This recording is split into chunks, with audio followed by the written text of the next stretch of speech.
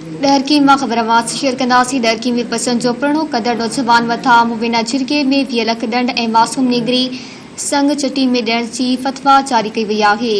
वडेरे जमालुद्दीन उर्फ चमू चौहान जे पंचायत हेठि जिरगो कयो वियो। नौजवान जे वासन पारां जिरगे जे फ़ैसिले ख़िलाफ़ प्रेस क्लब वारो एहतजाज कयो वियो आहे। मुज़ाहिरीन जो चवणु आहे त कहिड़ी बि सूरत में धीअ खे संग चटीअ में न ॾींदासीं। मुज़ाहिरीन जो चवणु आहे त 3 महीननि खां पुटु लापता आहे। वडेरनि घर ते बि कब्ज़ो करायो आहे। हुन नालाइकदारनि खां मुतालबो कंदे चयो त बाअसर वडेरनि ख़िलाफ़ क़ानूनी कार्रवाई करे इंसाफ़ फराहम कयो वञे। डहरकी मां ख़बर वास शेयर कई पिया। डहरकी में पसंद जो प्रणो कंदड़ नौजवान मथा मुबीना जिरगे में 20 लाख दंड ऐं मासूम निगरी संग चटीअ में ॾियण जी फतवा जारी कई वई आहे। वडेरे जमालुद्दीन उर्फ चमू चौहान जी पंचायत हेठि जिरगो कयो वियो। नौजवान जे वासन पारां जिरगे जे फ़ैसिले ख़िलाफ़ प्रेस क्लब वारो एहतजाज कयो वियो। मुज़ाहिरीन जो चवणु आहे त कहिड़ी बि सूरत में धीअ खे संग चटी में न ॾींदासीं। मुज़ाहिरीन जो चवणु आहे त 3 महीननि खां पुटु लापता आहे। वडेरनि घरनि ते कब्ज़ो करायो आहे। हुन नालाइकदारनि खां मुतालबो कंदे चयो त बाअसर वडेरनि ख़िलाफ़ क़ानूनी कार्रवाई करे इंसाफ़ फराहम कयो वञे।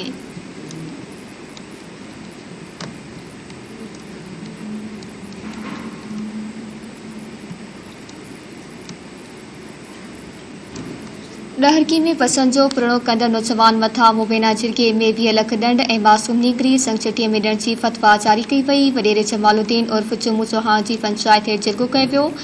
नौजवान जे वासन पारां जिरगे जे फ़ैसिले ख़िलाफ़ प्रेस क्लब वारो एहतजाज कयो वियो आहे।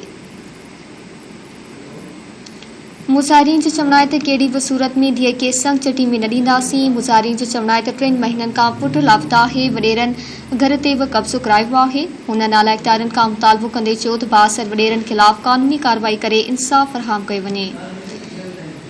इन जा वधीक तफ़सील मालूम कंदासीं। डहरकी मां कासी अगन शेर ख़ान जी। कासी अगन आगाह कजो।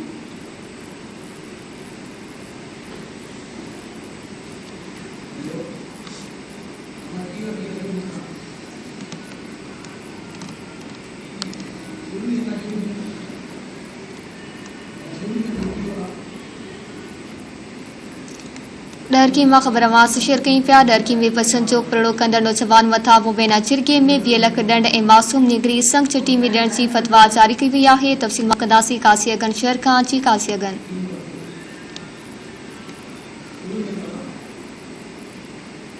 नौजवान सजाद चौहान ऐं पंहिंजी बिरादरी जी नारी सनम चौहान सां पसंद जो प्रणो कयो, जंहिंखां पोइ जरगो घुरायो वियो आहे।